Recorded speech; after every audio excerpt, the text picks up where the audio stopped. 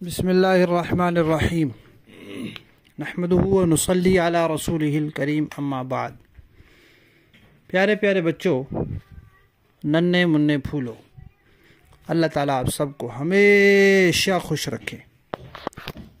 الاحسان academy والے چچا کی طرف سے السلام علیکم ورحمۃ اللہ وبرکاتہ۔ پیارے بچوں، ہماری کہانی چل رہی ہے حضرت خدیجہ رضی اللہ تعالی عنہا، اور اس کے 8 حصے ہم سن چکے ہیں۔ آج ہے اس کا حصہ نمبر 9۔ پیارے بچوں، ہم یہ سن چکے ہیں کہ نبی پاک صلی اللہ علیہ وسلم مکہ میں تھے، وہاں ان کی حضرت خدیجہ سے شادی ہوئی، پھر حضرت خدیجہ وہیں مکہ میں فوت ہو گئیں، اور ان کی فوت ہونے کے 3 سال بعد نبی پاک صلی اللہ علیہ وسلم مدینہ چلے گئے۔ نبی پاک صلی اللہ علیہ وسلم کی جو بڑی بیٹی تھی حضرت زینب، وہاں مکہ میں ان کی شادی ہوئی تھی ابو العاص کے ساتھ۔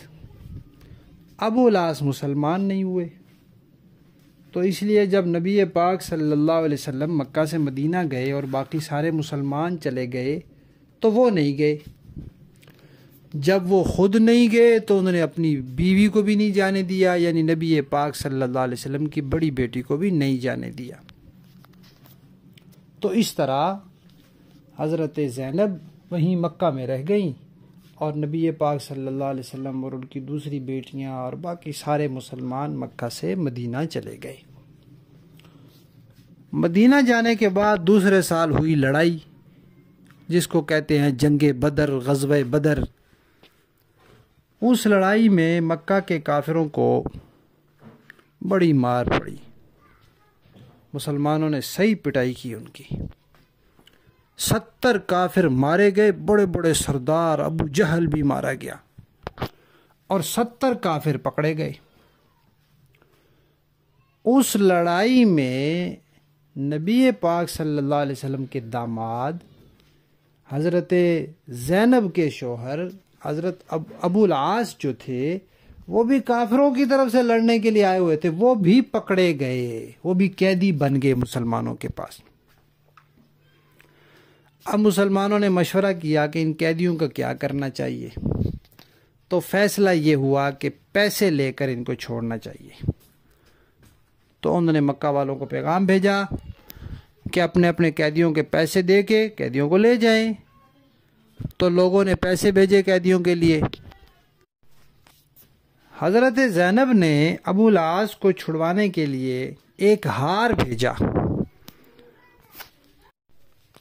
وہ ہار حضرت خدیجہ رضی اللہ تعالیٰ عنہ کا تھا، یعنی حضرت زینب کی امی کا تھا، تو انہوں نے پھر اپنی بیٹی کو دے دیا تھا۔ اب جب ان کے شوہر پکڑے گئے تو انہوں نے وہی ہار بھیج دیا کہ یہ وہاں دے کر میرے شوہر کو چھڑا لیا جائے۔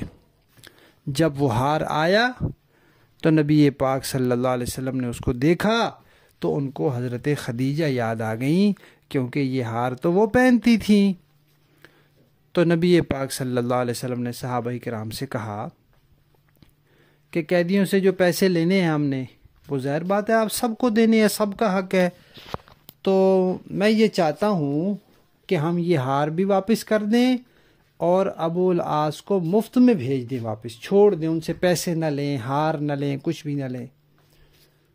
تو صحابہ کرام نے کہا بالکل ٹھیک ہے، جس بات پہ نبی پاک صلی اللہ علیہ وسلم خوش، صحابہ کرام اس پہ خوش۔ وہ تو نبی پاک صلی اللہ علیہ وسلم کی خوشی میں خوش رہتے تھے۔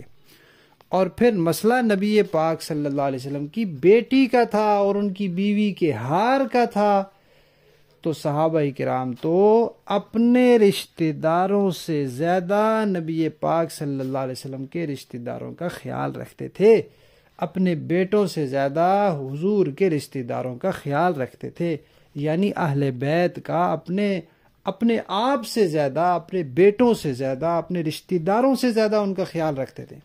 تو سب صحابہ نے خوشی سے کہا کہ بالکل ٹھیک ہے۔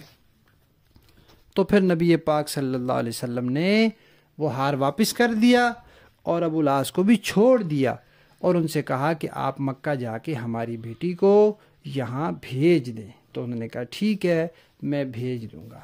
تو پیارے بچوں وہ جو ہار تھا وہ حضرت خدیجہ رضی اللہ تعالی عنہا کا تھا.